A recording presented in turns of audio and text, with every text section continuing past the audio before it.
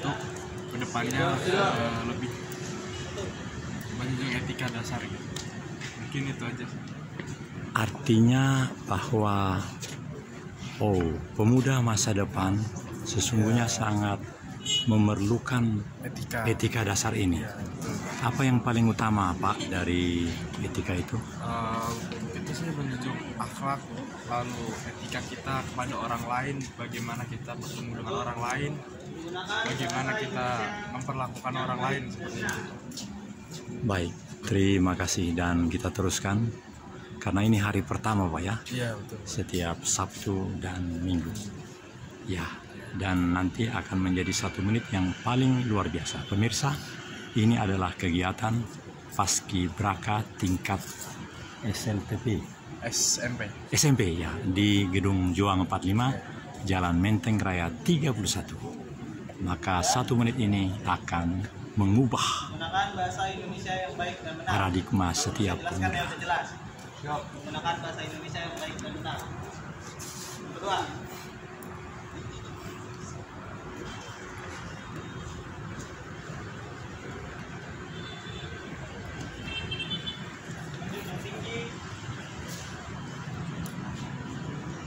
menjunjung tinggi kesenioritasan.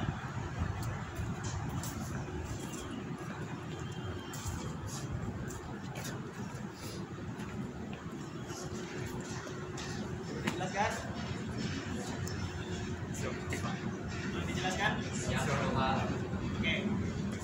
Menjunjung tinggi kesenioritasan di sini bukan berarti kamu harus menuruti segala sesuatu perintah dari seniormu. Menjunjung tinggi kesenioritasan berarti menghormati seniormu. Saya sebagai ketua umum seharusnya lebih tinggi kedudukannya daripada kakak dia. Tapi kakak dia merupakan senior saya. Purna tahun 2016. Saya tetap memanggil dia kak dan saya tetap respect dengan dia. Itu menjunjung tinggi kesenioritasan. Bukan kamu mengikuti segala perintah dari kakaknya. Mau dari kata itu dipatahkan di otaknya. Beda menjunjung tinggi kesenioritasan dengan pembodohan senioritasan, ya. Kalau kadang di sekolah ada yang diajarkan seniorku bilang A ya A. Ada yang kayak gitu? Ya, ada kok. Ada? Baterainya jadi cukup. Nah, itu pembodohan. Kamu mau disuruh terjun ke jurang? Nanti terapin. Kamu mau disuruh terjun dari gedung lantai 100? Ya. Perintah yang benar, perintah yang baik dan benar adalah perintah yang tidak melanggar undang-undang. Perintah yang tidak melanggar hak dan kewajiban. Ya. Selama perintah itu melanggar, berarti bisa menolak. Dengan segala hormat tentunya. Dengan tetap menghormati senior.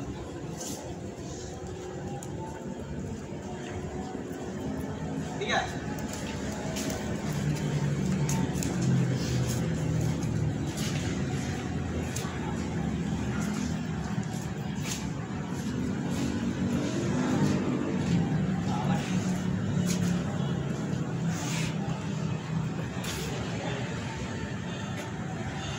Memberi hormat kepada senior sebelum memberi salam. Ini ada materinya sendiri. Nanti nama materinya adalah PPM, Peraturan Penghormatan Militer. Untuk contoh singkatnya, silakan. Contohkan. Contoh singkat.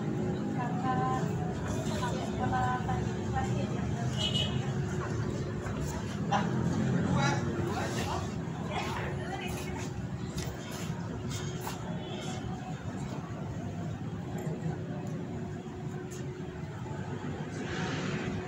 Kedengeran. Suara kak gitu kalau lama dengeran.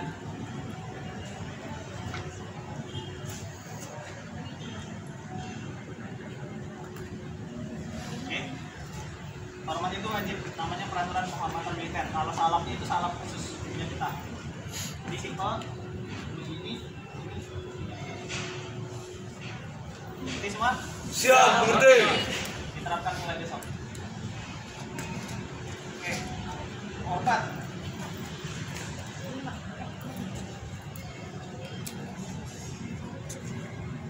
Mengucapkan kata jaya setiap pembubaran barisan.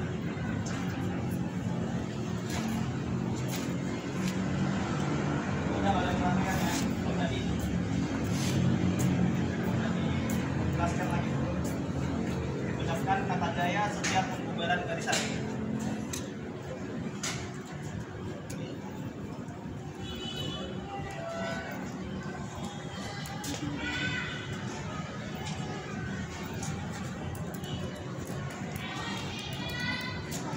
Sudah? Sudah. Mengucapkan Kalian biar nggak bongkok, tulisannya harus sepakat. Jangan nanti pegang kondisi pundak kalian. Oke, next. Mengucapkan terima kasih setelah melakukan hukuman.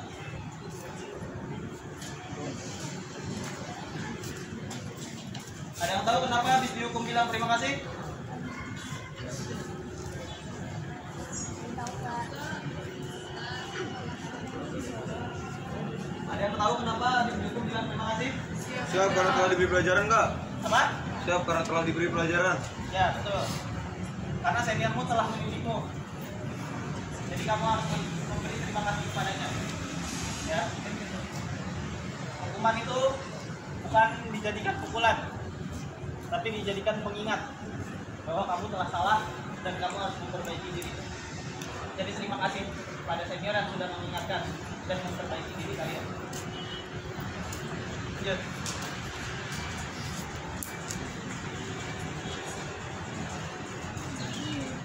Mengucapkan kata siap untuk iya dan mengucapkan siap tidak untuk mengatakan tidak.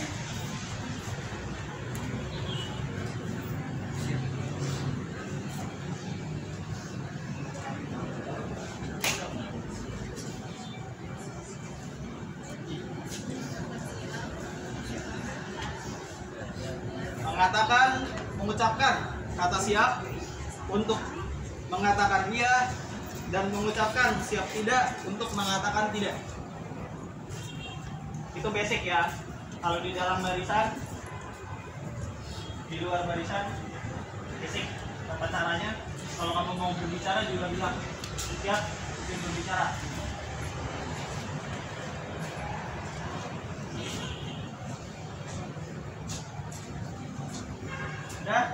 Sudah? Sudah. Yang jelas. Tulisnya kata-kata. Kalau ketinggalan bilang. Mengucapkan kata siap untuk mengatakan iya dan mengatakan siap tidak untuk mengatakan tidak.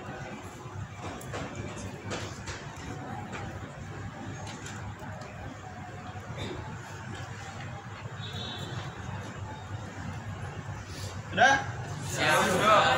Setuju?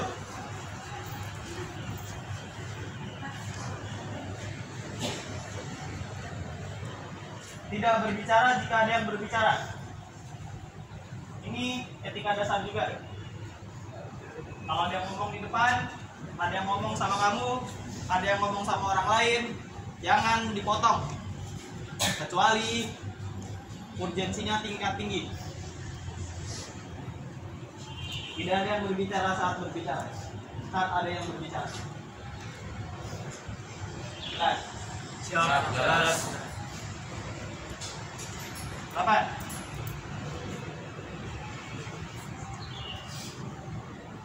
Berpakaian rapi dan lengkap dalam menggunakan atribut paskibra.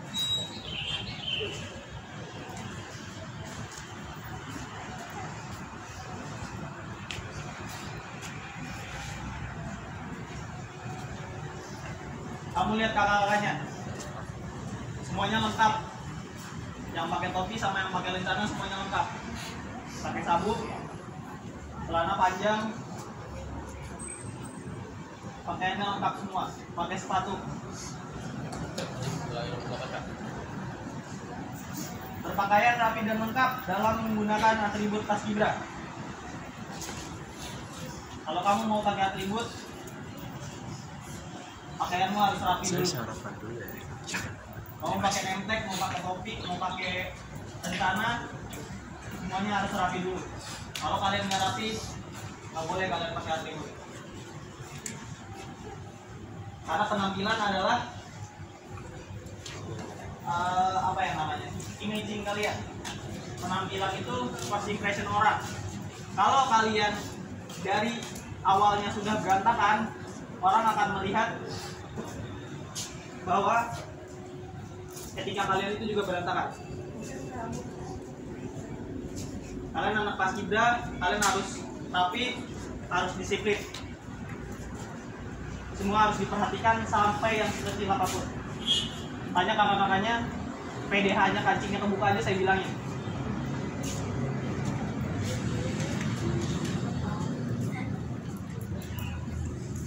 Lanjut. Ini mirip yang poin 7, tapi di lapangan. Tidak berbicara dalam pelaksanaan PBB.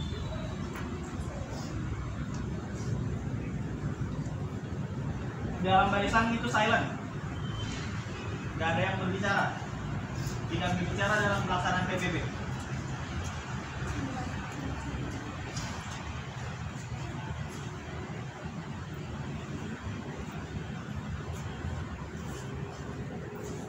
Jelas saya sampai sini? Bukan hanya bicara, gerakan tambahan, selingap-selingkup, tengok-tengok di dalam barisan itu tidak diperbolehkan. Lanjut.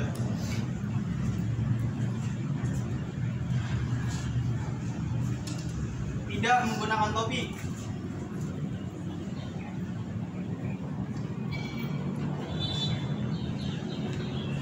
Di dalam ruangan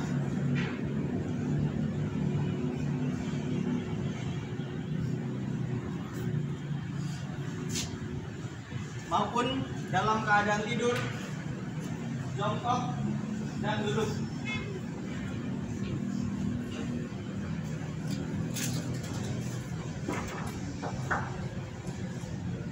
Diulangi lagi, tidak menggunakan topi di dalam ruangan maupun dalam keadaan tidur, jongkok, dan duduk.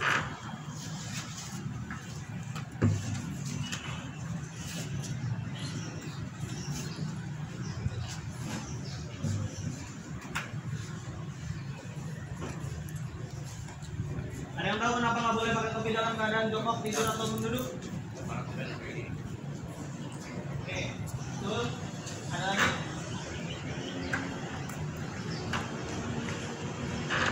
Topi adalah harga diri, yaitu doktrinnya. Topi adalah harga diri, benar. Tapi ada lagi alasan paling mendasarnya. Yang sedang kalian bahas apa? Etika. Dalam berpakaian itu juga ada etikanya. Topi itu digunakan untuk apa? Menangkal panas, menutup kepala. Kalau di dalam ruangan panas gak? Ya udah, ngapain pakai topi? Sama halnya dengan kamu memakai kacamata hitam di dalam ruangan. Etis gak? Kenapa? Oke, karena peruntukan kacamata hitam adalah di luar ruangan. Kacamata hitam itu kan fungsinya untuk menahan cahaya matahari. Di dalam cahaya cuma ada lampu. Itu etika berpakaian. Nanti akan dijelaskan lagi lebih dalam etika cara kalian berpakaian. Kalau kalian lagi pakai PDL kayak kakak-kakaknya, kalau kalian lagi pakai PDU kayak gimana, kalau pakai PDH kayak gimana. Semuanya ada etikanya sendiri-sendiri. Lanjut, 11. Ini menurut saya nomor 11 ini yang harus selalu diingat. Karena ini berpengaruh ke mana-mana. Yaitu menerima perintah, saran, kritik dari rekan demi kebaikan bersama. Menerima perintah, saran, dan kritik dari rekan demi kebaikan bersama.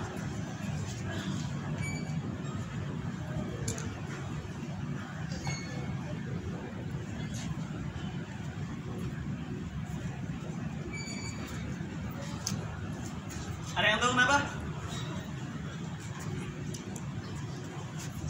Ada yang tahu kenapa harus diterima perintah, saran, dan kritiknya? Oke, bagus. Ada lagi?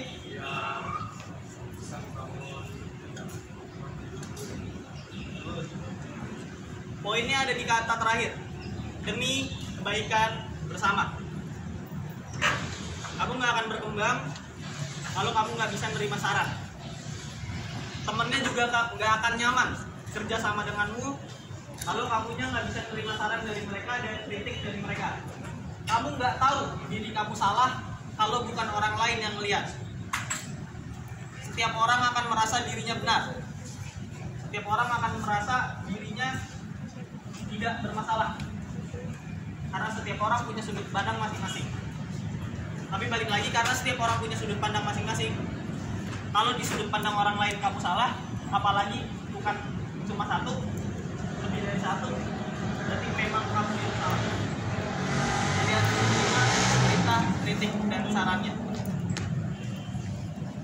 Kadang ada yang orang yang dikritik marah, ada orang yang dikasih saran nggak mau didengerin. Nggak apa-apa, namanya juga saran, gitu loh. Kalau emang sarannya bagus, ya dipakai. Kalau sarannya kurang bagus, terserah mau dipakai atau enggak. Tapi kalau memang menuju ke kebaikan, biasanya ya harusnya dipakai. Karena menuju ke kebaikan. Kecuali perintah, saran, dan kritiknya kembali lagi ke yang nomor 2. Ya. Kalau perintahnya atau saran atau kritiknya itu tidak membangun, tidak demi kebaikan bersama, jangan diterima. Misalnya, sarannya, kayaknya kamu keren juga botak, kan agak lain.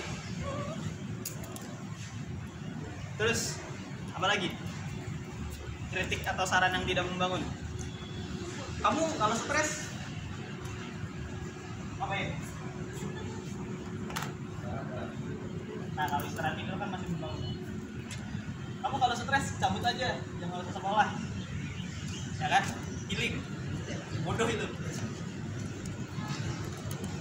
Kalau stres istirahat, kalau capek istirahat. Bukan dibuang masalahnya. Masalah akan selalu timbul kalau kamu nggak selesaikan dari akarnya. Sama kayak gelas, kamu pernah megang gelas isinya air. Kalau kamu pegang sebentar, ringan nggak? Ringan. Tapi kalau kamu pegangnya lama, berat. Sama kayak masalah. Masalah yang ringan, kalau kamu diamkan, nanti masalahnya akan berat. Kamu ada saran-saran yang kecil-kecil.